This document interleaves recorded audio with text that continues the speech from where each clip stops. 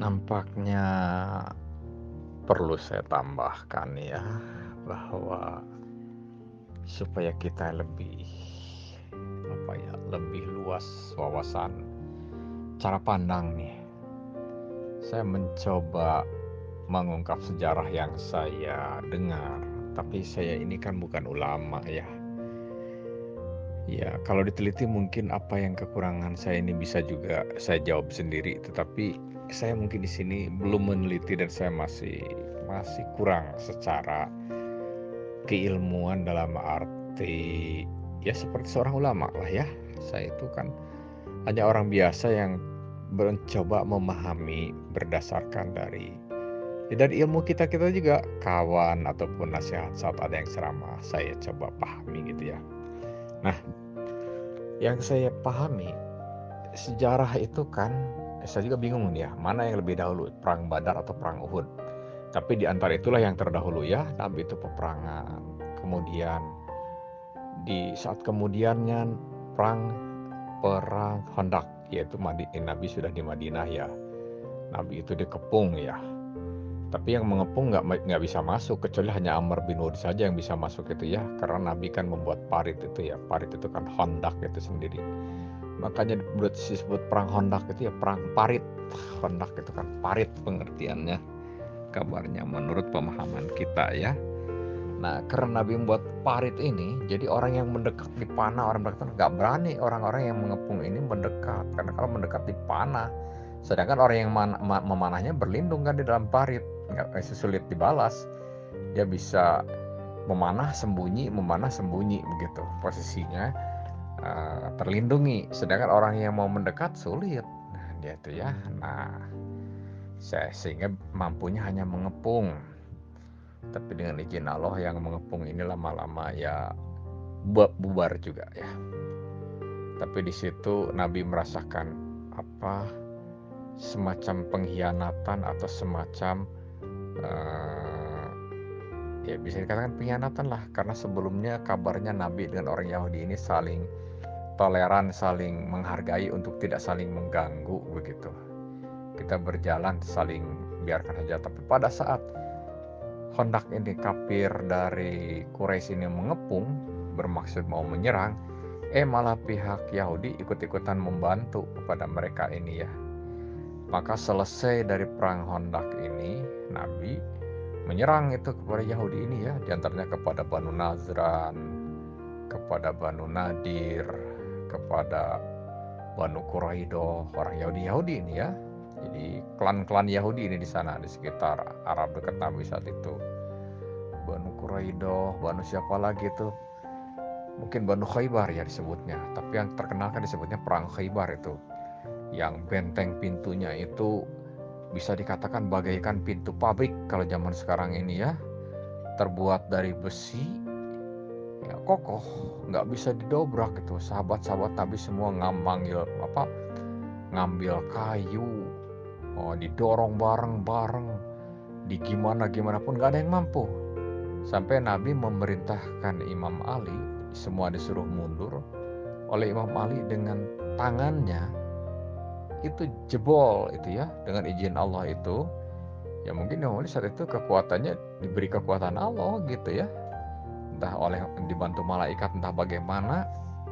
Jadi tenaga Imam Ali itu bukan murninya tenaga Imam Ali, ada tenaga kekuatan yang diberi oleh Allah itu mungkin ya, sehingga ya bagaikan sakti Imam Ali itu. Pintu yang kurang lebih tinggi 5 meter, lebar mungkin lebih dari 5 meter ya. Gitu kalau diukur sekarang ini namanya juga pintu, bagaikan pintu pabrik lah gitu ya, pintu bentengnya Khaybar ini itu oleh Imam, dan itu dari besi ya. Dari besi, kalau sekarang itu dielas mungkin ya. Nah, itu akhirnya sama Imam Ali itu diangkat, jebol itu pintu dan dilempar jauh ya. Kalau dilempar nggak jauh mungkin kena para sahabat-sahabat yang saat itu bersama-sama ya di sekitar dekat Nabi dong ya, dilempar jauh gitu. Jadi Imam Ali itu mengangkat pintu itu bagaikan kita mengangkat seperti kita mengangkat tutup panci saja. Kita mengangkat tutup panci dilempar jauh kita mampu, tapi kalau besi sebesar gitu nggak mampu ya. Zaman sekarang orang sehebat apapun nggak akan mampu demikian. Ya Imam Ali saat itu kenapa bisa? Ya mungkin itulah Imam Ali diberi semacam mukjizat ya, diberi semacam pertolongan, dan itu kan diperintahkan oleh Nabi. Jadi mungkin ya mukjizat Nabi itu ya diantaranya ya berlaku juga pada Imam Ali. Sebagian Imam Ali ini mendapat mukjizat juga. Nah itulah. Jadi Imam Ali ini terkenal yang mampu menjebol benteng Khaybar. Nah, akhirnya orang-orang Islam bersama Nabi saat itu bisa masuk ke Khaybar ini dan bisa mengalahkan. Akhirnya Khaybar ya takluk lah. Nah, karena Khaybar takluk, maka Banu Nadir ini ketakutan ya. Belum pun diserang Banu Nadir oleh Nabi, orang Banu Nadir sudah datang duluan kepada Nabi dan berkata, kami tidak mau berperang dengan orang Islam. Kami menyatakan takluk kepada Islam. Nah, sebagai taklukannya, maka Banu Nadir ini menyerahkan kebun padak ya. Di mana kebun padak ini punya penghasilannya luar biasa ya saat itu. Menghasilkan atau bisa apa itu? Pohon kurma, entah pohon anggur itu ya penghasilannya dari kebun padak ini, atau kedua-duanya ada mungkin ya. Pohon kurma dan pohon anggurnya mungkin dua-duanya ada itu. Nah, jadi penghasilannya lumayan itu. Sekali panen itu berapa kabarnya? 70.000 dirham kalau tidak salah itu ya. Diserahkan kepada Nabi dan akhirnya dikuasai oleh Nabi. Istilahnya harta pai. Itu bukan harta sabilillah. Karena itu diserahkannya bukan atas peperangan. Bukan dari peperangan, tapi dari takluknya mereka kepada Nabi saja. Jadi yang menguasai kebun padak ini Nabi. Nah, Nabi itu kan sudah kaya tuh. Sudah punya kebun padak ya. Tapi kan Nabi itu adil. Kebun padak itu tidak semuanya dikuasai oleh Nabi. Ya, mereka juga dikasih, cuman semacam ada pembagian ya, kepada orang Yahudinya berapa, kepada pihak Nabinya berapa. Lebih banyak mungkin kepada pihak Nabinya gitu. Nah, kebun padak inilah yang akhirnya diperebutkan saat Nabi wafat antara Fatimah dan dengan Abu Bakar, yang akhirnya Fatimah murka kepada Abu Bakar karena hak dari kebun padak ini diambil alih paksa oleh Abu Bakar dengan alasan ini warisan dari Nabi itu untuk sabilillah. Padahal ini bukan warisan sabilillah karena diperolehnya pun bukan dari peperangan, tapi dari pernyataan takluk Banu Nadir ini memberikan kepada Nabi sebagai tanda, kalau katakan kalau sekarang itu apa ya, semacam gratifikasi atau upeti gitu, yang menyatakan kami takluk dan minta perlindungan begitu untuk jangan diserang. Nah, Nabi akhirnya menyetujui ya. Nah, kesimpulannya Nabi saat itu sudah kaya dan sudah mampu. Tapi di saat kemudian Nabi ini kan mengadakan perjalanan lagi ke Mekah untuk melakukan ibadah haji. Nah, Nabi dengan sahabat-sahabat saat itu sudah semuanya berpakaian ihram. Kalau senjata pedang sih tetap ada ya. Zaman dahulu kan mungkin ya pedang ini, kalau zaman sekarang ini bagaikan rudal ya, bagaikan misil, senjata-senjata zaman sekarang. Zaman dahulu ya pedang ya. Nah, pedang itu ya tetap, walaupun Nabi berpakaian ihram, kalau pedang disiapkan gitu. Nah, Nabi menyatakan, kami berpakaian begini, kami kesini bukan mau berperang, kami mau tawaf di Ka'bah, mau ibadah haji. Nah, itulah yang disebut Hudaybiyah ya. Nah, nanti kan ada perjanjian Hudaybiyah ini. Saat itu ditolak. Nabi berniat begitu kepada itu tuh, kata dari pihak orang kafir itu ditolak. Kan sebelumnya Nabi ini kan kabarnya nih mengutus kan ya. Yang diminta diutus masuk ke Mekah ini kan diminta itu antara Abu Bakar dan Umar. Keduanya menolak, baik Abu Bakar baik Umar menolak dengan alasan apa? Kami kan dalam peperangan di pihak engkau ya Nabi. Banyak dari pihak orang kafir ini yang terbunuh. Mereka tentu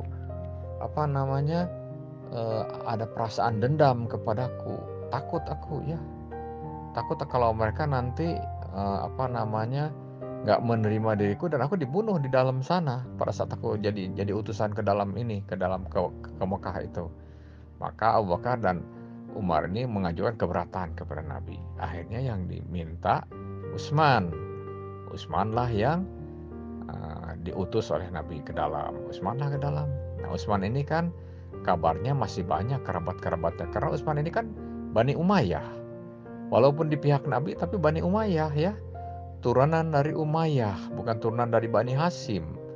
Jadi satu keturunan dengan Abu Sufyan, dengan Muawiyah, itu yang nantinya Muawiyah ini memerangi keluarga Nabi ini di keturunan-keturunan selanjutnya. Nah, ini Utsman ini satu klan dengan mereka ya, satu suku. Nah, karena ya kekerabatan Utsman sebagai ketua Bani Umayyah ini banyak keluarga-keluarganya Utsman ya menemui beberapa keluarganya di dalam itu, sehingga lama Utsman itu kembalinya diutus oleh Nabi meminta supaya orang pihak kafir Mekah saat itu mengizinkan Nabi untuk mengadakan ibadah haji. Nabi mau tawaf di Ka'bah saat itu ya. Nah, ini ditolak kabarnya ini ya. Nabi tidak diizinkan. Nah, karena Utsman ini lama tidak juga muncul-muncul, maka disitulah Nabi meminta baiat. Inilah yang disebut baiat di bawah pohon itu ya. Nah, Nabi meminta baiat di bawah pohon, itulah yang dikatakan ada siapa itu orang-orang yang diantaranya yang berbaiat dengan Nabi saat itu ya. Kesimpulannya, kalau Utsman, karena sudah ada isu Utsman terbunuh nih, sudah ada. Utsman ini terbunuh nih, lama begini katanya kok nggak muncul-muncul ya. Nah, Nabi mengatakan kita bersiap untuk kita tidak akan berperang. Kita ini berniat mau ke sini hanya untuk mau ibadah. Kita minta toleransi dari pihak orang-orang kafir Mekah ini, jangan mengganggu karena kita pun tidak akan menyerang mereka. Tapi orang Mekah tetap ketakutan ya. Nah, mereka nggak percaya Nabi kalau bisa memenuhi ucapannya. Bisa saja kalau sudah di dalam nanti Nabi mengadakan gerakan ke arah peperangan gitu. Ya, jadi orang-orang kafirnya nggak keberatan lah, nggak menyetujui. Nah, saat Utsman diutus lama nggak datang, ditengarai atau dicurigai jangan-jangan Utsman ini dibunuh, dan ada juga isu yang mengatakan Utsman ini dibunuh, maka Nabi meminta kalau begitu kita siap perang, walaupun kita ini berniatnya tidak berperang, kalau gitu kita harus berperang ini.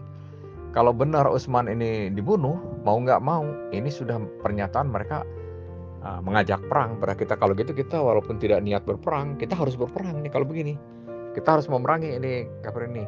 Nah, Nabi meminta karena kan jumlah orang Islam mungkin yang datang dibandingkan dengan jumlah penduduk Mekah tidak seimbang. Orang penduduk Mekah mungkin lebih banyak kan, cuma mereka dalam keadaan tidak siap. Mereka dalam keadaan sedang tidak terkoordinir ya, mungkin mereka sedang berserahkan kemana-kemana, pokoknya posisinya tidak siap perang lah mereka itu, walaupun jumlahnya banyak ya. Kalau Nabi kan sudah terpimpin, jumlahnya sudah cukup bersiap berperang walaupun sedikit. Jadi keberanian pihak Nabi ini ya punya juga. Nabi meminta. Nah, kita di sini akan mengadakan kalau terpaksa kita akan berperang. Nabi meminta baiat. Nah, itulah baiat di Hudaybiyah ini ya. Baiat yang isinya kurang lebih kalau sampai harus berperang nih kita jangan sampai mundur dan lari. Nabi meminta baiat, meminta penegasan bahwa mereka semuanya sanggup melaksanakan apa yang menjadi penekanan dari pihak Nabi ini. Nah, itu kan beberapa orang di Hudaybiyah ini yang berbaiat kepada Nabi saat itu ya, di Hudaybiyah ini. Nah, itulah yang sering dikatakan sama Pak Erik ini, baiat di bawah pohon ini. Inilah satu Hudaybiyah ini ya, baiat di bawah pohon ini. Tapi ternyata tidak lama setelah itu ataupun beberapa lama kemudian Utsmannya muncul. Nah, ternyata Utsman bukan dibunuh, tapi Utsman ini karena rindunya dengan keluarga-keluarganya ya bertemu dulu lah ya, anjang sesono atau apa nyebutnya itu ya. Ya ya pertemuan kekeluargaan dahulu lah dimanfaatkan oleh Utsman itu, karena sekian lama kita berpisah mungkin bertahun-tahun kalian di sini, saya di pihak Madinah, ya Madinah dengan Islam dengan kafirnya itu peperangan terus. Kita tidak bisa bertemu saat ini, bisa bertemu ya tetap rasa kekeluargaan itu ya, walaupun berbeda ideologi, tapi pertalian kekeluargaan kan mungkin tetap kuat ikatan. Jadi ya rasa rindu itu tetap ada. Usman tidak segera muncul, jadi Usman itu ya tepang sono dulu lah dengan keluarga-keluarganya gitu. Nah setelah Usmannya kembali, nah Usman membawa sebagian mereka yang isinya menyatakan menolak untuk Nabi ini melaksanakan ibadah haji ya. Nabi tidak dibolehkan ibadah haji. Nah disitulah tercipta perjanjian Hudaibiyah, di mana perjanjian Hudaibiyah di situ isinya terkesan memberatkan kepada ataupun tidak adil kepada orang Islam ya. Karena salah satu poin daripada perjanjian itu adalah orang kafir yang ingin bergabung dengan Nabi harus ditolak.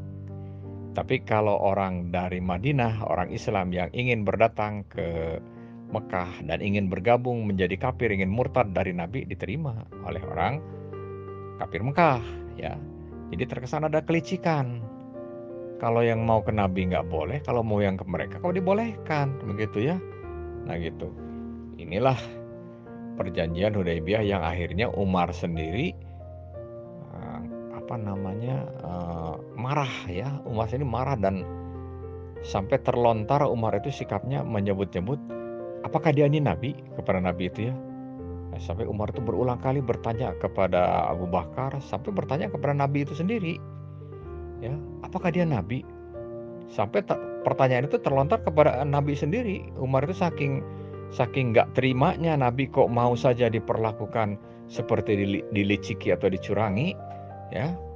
Umar itu sampai bertanya kepada Nabi, apakah engkau Nabi? Apakah engkau Nabi? Katanya. Nabi menjawab, iya aku Nabi, kata Nabi gitu ya. Nah kesimpulannya ya Nabi memang menerima tuh ya. Dan ternyata terbukti secara jangka lebih lamanya ya, secara beberapa waktu ke depannya, itu perjanjian yang merugikan orang iman itu justru merugikan orang kafir itu sendiri. Karena setiap orang dari Mekah, orang kafir yang ingin bergabung dengan Nabi, sama Nabi ditolak karena sudah ada perjanjian, mereka akhirnya nggak bisa masuk Madinah. Mau kembali lagi ke Mekahnya mereka merasa tanggung. Saya itu sudah berniat mau ke Nabi, kembali lagi nggak mau, bergabung nggak diterima. Di mana? Mereka akhirnya kan di antara tengah-tengah perjalanan tuh, yang di antara tengah perjalanan, sedangkan mereka kan butuh makanan. Ya bagaimana? Akhirnya mereka itu ya katakanlah ngebegal ya, ngebegal dengan bukan atas ingin jadi begal atau ingin jadi rampok ya, tapi atas dasar keterpaksaan. Mereka mungkin membutuhkan juga kebutuhan hidup toh, mereka mungkin perlu makanan juga perlu apa. Nah kebetulan yang disasar oleh mereka itu korbannya itu kapilah orang-orang dari Quraisy ya, orang-orang yang kafir ya, bukan orang-orang yang beriman. Kalau orang beriman ketahuan nih dari Madinah orang beriman, malah nggak diganggu, malah dipersilahkan, malah mereka mungkin mengucapkan salam mungkin ya. Tapi giliran orang-orang kafir dari Mekah yang lewat, mereka ganggu, mereka rampas itu sebagian ya, walaupun tidak mereka rampas semua, tapi sebagiannya mereka rampas.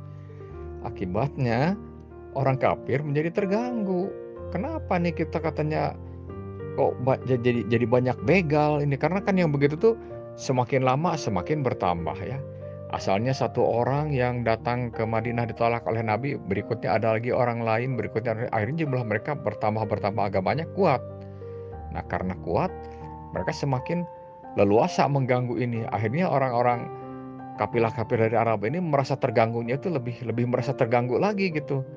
Gimana nih kita, misalnya kita 20 orang diserang oleh orang 15 orang atau bahkan mungkin lebih lagi dengan cara gerilya, ya akhirnya dagangan kita rugi dong, kita katanya dirampasin mereka. Nah ujungnya pihak orang kafir sendirilah yang meminta perjanjian itu dibatalkan karena ternyata merugikan kepada mereka. Kapilah orang dari Madinah tidak diganggu, kapilah orang dari Mekah selalu diganggu ini. Ini jadi gara-gara ada orang Islam yang ditolak mau ke Nabi ini, gara-gara bikin perjanjian itu. Nah perjanjian Hudaibiyah yang awalnya terkesan merugikan para nabi, tapi dampaknya justru menguntungkan kepada nabi ya. Di sini saya mengatakan sih tidak membenarkan pembegalan ya ataupun perampokan. Tapi ya karena terpaksa mungkin ya mereka ya gimana lagi ya. Kita kita tolerir lah untuk mereka ini ya. Tapi kalau orang Islam sekarang melakukan demikian ya tidak dibenarkan ya. Ini kan mereka ya melakukan demikian mungkin satu karena terpaksa kebutuhan hidup. Keduanya ya akibat dari keserakahan orang kafir sendiri juga. Kenapa mereka ingin membuat perjanjian yang licik, yang ujungnya justru bumerang memukul mereka sendiri ya.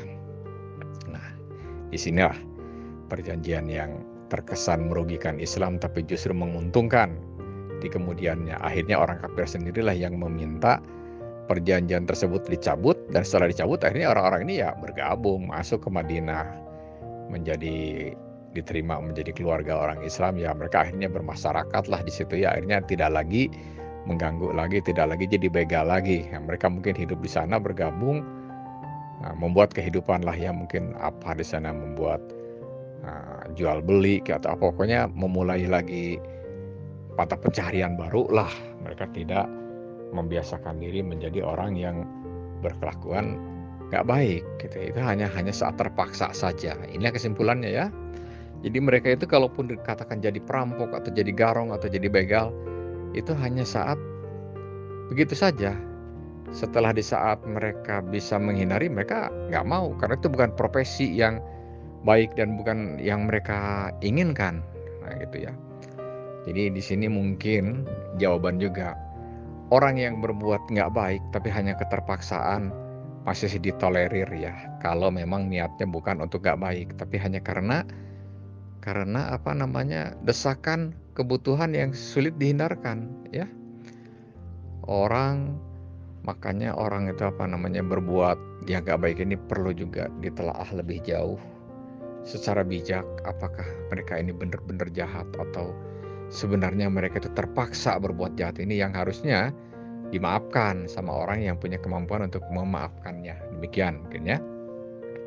Nah kembali saya itu kepada yang ingin saya tambahkan dari awal, yaitu ucapan Pak Ari Sofyan ya.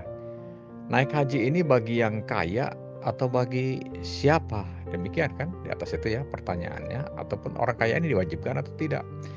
Nah ini jawaban saya nih. Nabi saat itu sudah kaya. Nabi kan sudah punya kebun padak ya. Jadi nggak ada alasan Nabi ini tidak ibadah haji. Tapi kenapa Nabi malah tidak ibadah haji? Nabi malah kembali lagi dengan perjanjian Hudaibiyah tersebut. Ini apa? Ini satu bukti bahwa walaupun kaya, Nabi saat itu sudah kaya, sudah punya kebun padak sebagai upeti atau sebagai tanda ketakluknya dari pihak Banu Nadir itu tadi ya. Nah itu kepada Nabi tapi Nabi tidak melaksanakan ibadah haji. Padahal Nabi itu harusnya kan terpanggil nih, sudah kaya, ya, mampu, tapi tidak mampu. Mampunya Nabi ini kayaknya sudah cukup secara ekonomi, mampu ke Arabnya mampu, tapi tidak mampunya apa? Karena tersandra. Posisi Ka'bahnya dikuasai orang-orang kafir. Kalau kita maksa terus berarti perang. Sedangkan kita menghindarkan peperangan, ya. Dan kesepakatan untuk tidak berperang ini yaitu Nabi nggak boleh melaksanakan ibadah haji, tapi dibolehkan di tahun berikutnya. Jadi Nabi itu datang di tahun berikutnya.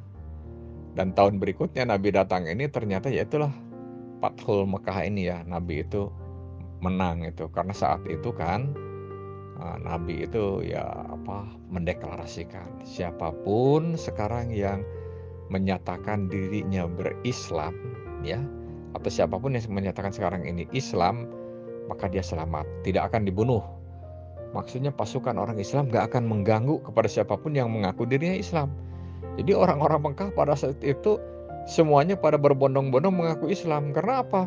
Takut melihat pasukan orang Islam yang sudah terpimpin Nabi yang yang kelihatannya disiplin begitu ya, membuat pasukan Sementara orang kafir Mekahnya walaupun jumlahnya banyak, mereka tidak dalam kondisi siap perang dan tidak berniat berperang. Artinya mereka tidak sedang memegang senjata segala macam. Kalau tiba-tiba diserang, ya nggak siap lah. Bisa-bisa walaupun jumlahnya banyak habis. Dan dalam peperangan terbukti kan, perang Badar, apalagi perang Uhud, jumlah orang Islamnya sedikit, orang kafirnya banyak, selalu kalah orang kafir ini. Jadi mereka sudah kalah mental, sudah down melihat orang-orang Islam ini ya. Orang Islam ini ternyata biarpun sedikit selalu menang. Karena apalagi sekarang datang ke sini kita mungkin kalah nih. Udah takut dulu. Anak Nabi menyatakan siapapun yang Islam saat ini di tahun berikutnya pada saat Nabi datang itu ya, siapapun yang Islam saat ini selamat katanya. Siapapun yang Islam saat ini nggak akan dibunuh.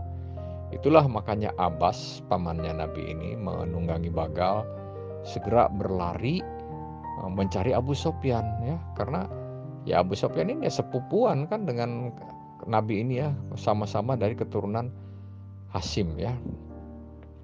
Karena kan Hashim dan Umayyah ini kabarnya ini kembar ini, anaknya dari Abdul Manaf ini ya.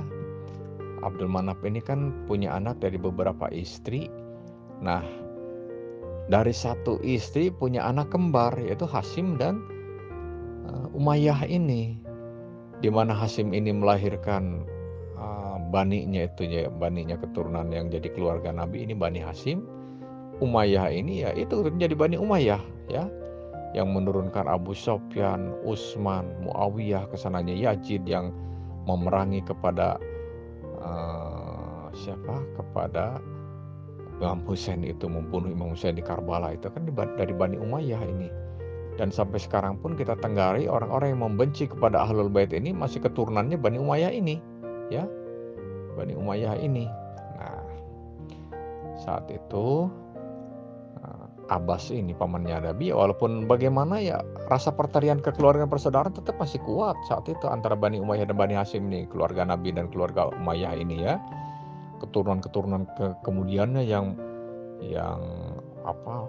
yang menciptakan peperangan yang besar gitu. Kalau di saat di atas-atasnya masih kekeluargaan itu masih terjalin gitu ya. Makanya dengan adanya Nabi berstatement mengatakan siapapun sekarang ini yang menyatakan Islam selamat, maka Abbas ini cepat-cepat mencari Abu Sofyan. Nah, begitu ketemu Abu Sofyan diperintahkan, cepatlah kamu mengaku bahwa kamu Islam. Kalau kamu mengaku Islam maka sekarang kamu nggak akan dibunuh. Cepatlah kamu datang kepada Nabi. Akhirnya Abu Sofyan setuju tuh, dibonceng naik bagal ya. Bagal itu semacam keledai ya, kuda yang lebih kecil daripada kuda biasa, tapi cukuplah untuk ditunggangin 2 orang ya.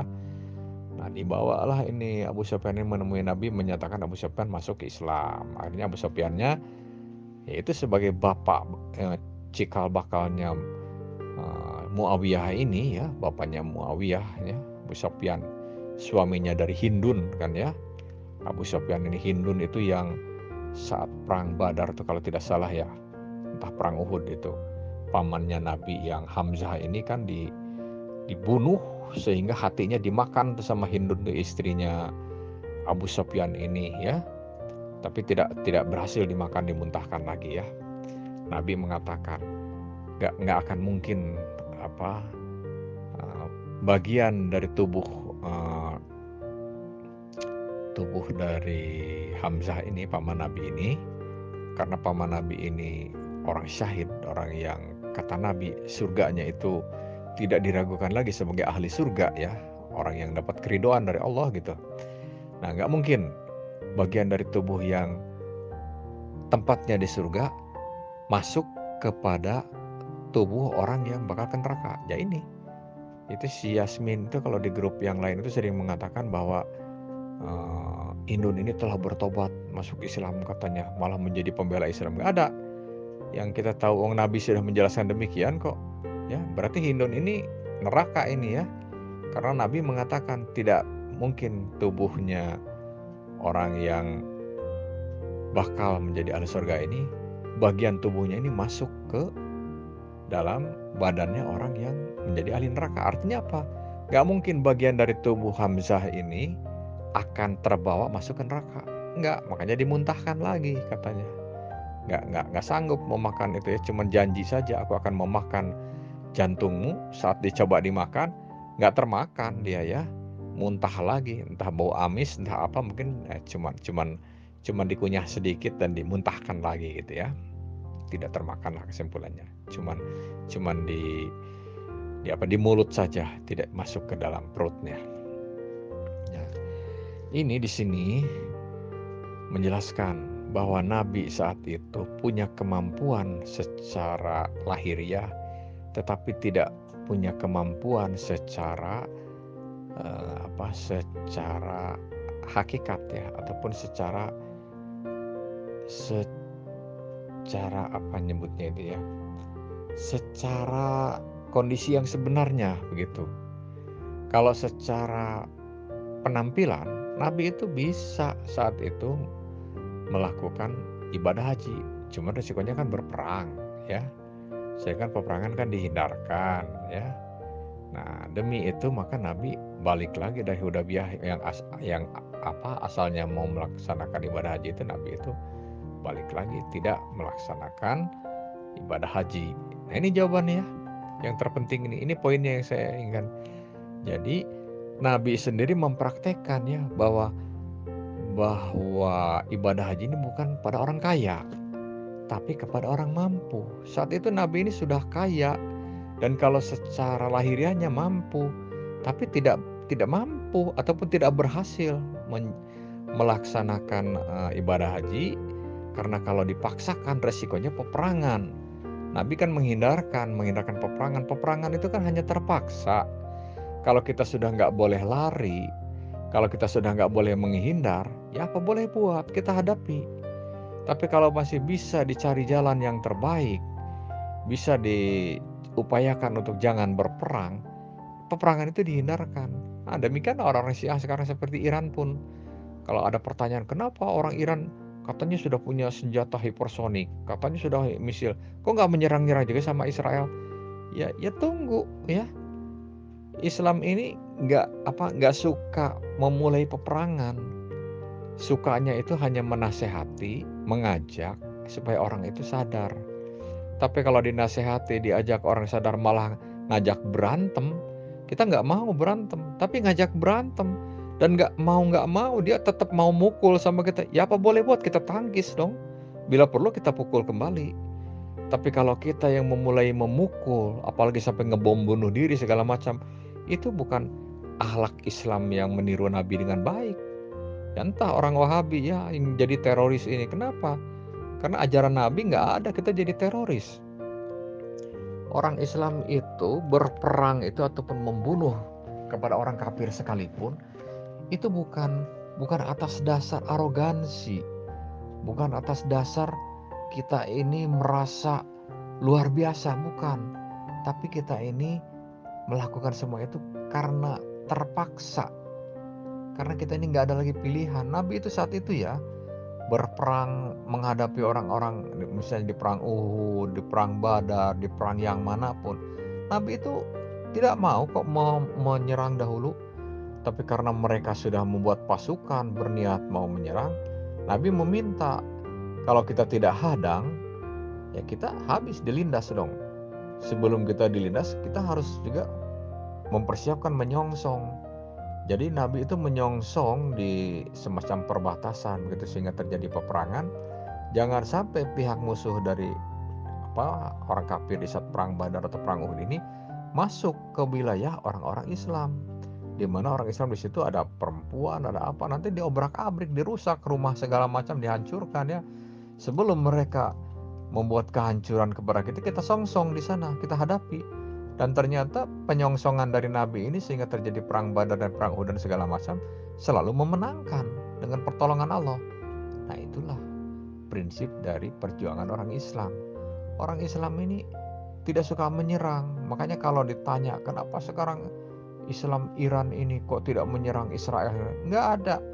Islam ini bukan menyerang, tapi kalau dimulai kita lawan. Nah begitu ya. Bahkan sedapat mungkin kalau sudah dimulai kita lawan sampai kita mati pun kita sabar kepada Allah ya. Kita mati syahid kita gitu. nggak apa-apa kita mati. Demikian tuntutan itu dalam ajaran itu ya. Mati kita, diserang sampai mati hadapi.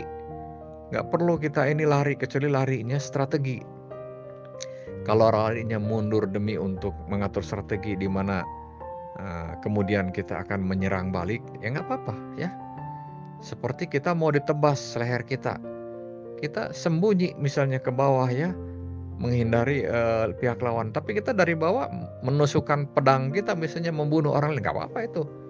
Jadi kita mau ditebas leher kita, kita misalnya orang sudah bilang itu ngelok ya, ngelok itu ya menghindar gitulah. Kita menghindar misalnya dari serangan tersebut, itu bukan berarti kita ini mau lari, tapi kita mengatur strategi, ya nggak apa-apa. Kita dalam berperang itu kadang-kadang kita perlu mundur untuk taktik, tapi sebenarnya kita sedang mengatur serangan untuk bisa memukul balik serangan tersebut, nggak apa-apa. Tapi kalau mundurnya blast, mundur sekaligus dibiarkan mereka menguasai kita, nah ini yang dikatakan lari dari peperangan. Nah ini yang tidak boleh ya.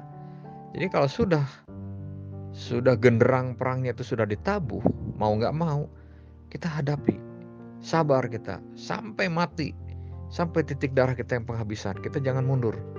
Demikian kalau ajaran. Tapi kalau kita yang memulai melihat orang kafir diam-diam kita panah, kita tembak, kita apa, itu bukan pribadi Islam. Maka Islam yang begini dipertanyakan, Islam dari mana ajarannya? Kok ada Islam yang tiba-tiba ngebom, orang Islam yang tiba-tiba seperti ISIS ya, Islamic State, apa itu ISIS itu? Islamic State Syria dan Irak gitu ya. Itu yang dibunuh kan malah orang Islam lagi. Walaupun ada juga orang-orang bule kan, orang bule juga kan ada tuh videonya yang disembelih sama mereka wartawan dan segala macam. Tapi orang Islam lagi juga banyak, terutama orang-orang Islam Syiah dari Kurdi ini ya, suku Kurdi ini. Itu mereka bantai, mereka bunuh asal yang terkesan orang Syiah dibunuh sama itu. Malah dipitnahnya tuh sama orang-orang Wahabi sekarang. Katanya ISIS itu orang Syiah. Orang Syiah bagaimana? Orang Syiah akhirnya justru dipimpin oleh Qasim Sulaimani ini balik menyerang kok kepada ISIS, dan ISIS yang bisa dikalahkan oleh Qasim Sulaimani ini. Nah terbukti Qasim Sulaimaninya yang bisa mengalahkan ISIS ini, akhirnya ISIS yang bisa ditumpas. Amerika kesel, apa? Ditembak kan Qasim Sulaimaninya itu, di rudal itu, sehingga Iran balik marah dan diserang itu, dirudal kembali itunya pangkalan Amerikanya itu yang di Irak gitu ya, pangkalan Ain al-Assad dan pangkalan Irbil. Tembak itu sama Iran itu, dibikin hancur itu, sehingga sampai sekarang tidak bisa digunakan ya. Nah ini sebagai jawaban ke-1, yaitu tadi jawaban dari Pak Ari ini yang mengatakan bahwa naik haji ini wajib tidak bagi yang kaya, ya lebih tepatnya wajib bagi yang mampu ya. Karena dicontohkan Nabi saat itu sudah kaya pun, sudah mampu secara lahiriah, toh Nabi akhirnya balik lagi, tidak beribadah haji. Karena apa?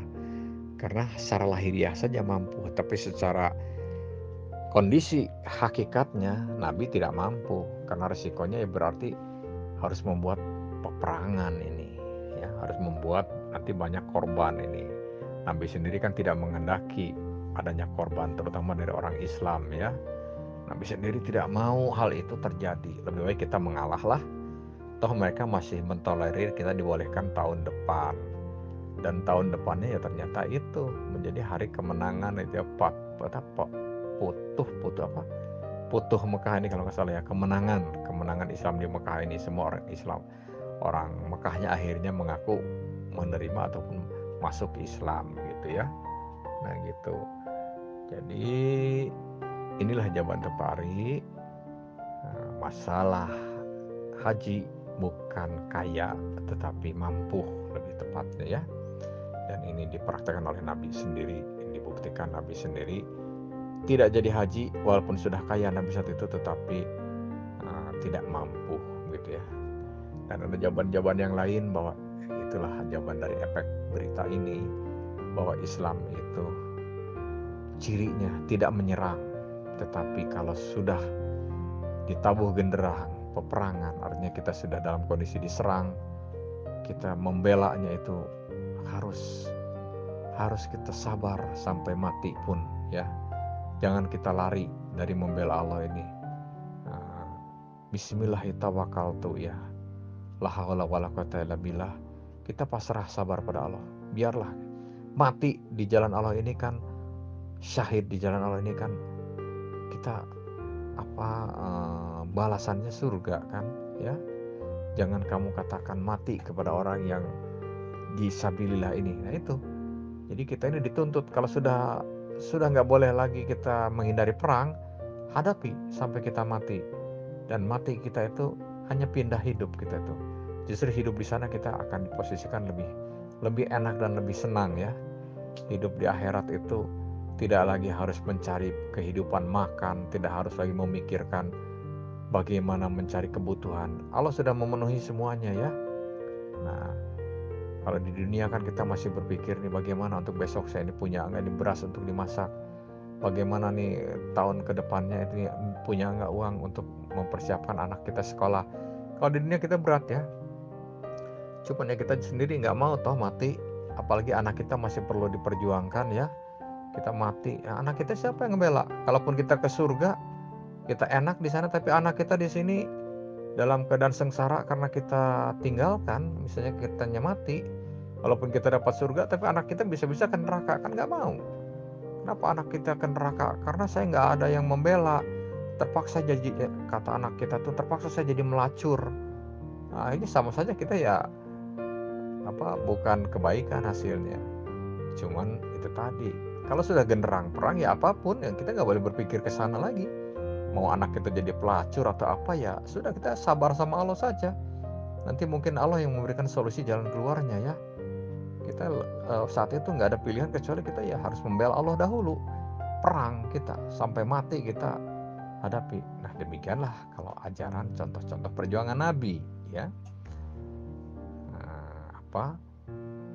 Tidak lari kalau sudah seharusnya dalam peperangan, tetapi peperangan tidak dicari dan kita menantang, tidak.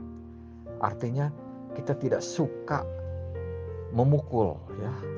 Tetapi kalau pukulan itu datang, jangan dibiarkan pukulan itu mengenai kita. Sedapat mungkin kita hindarkan, kita tangkis, bila perlu kita balas memukul lagi.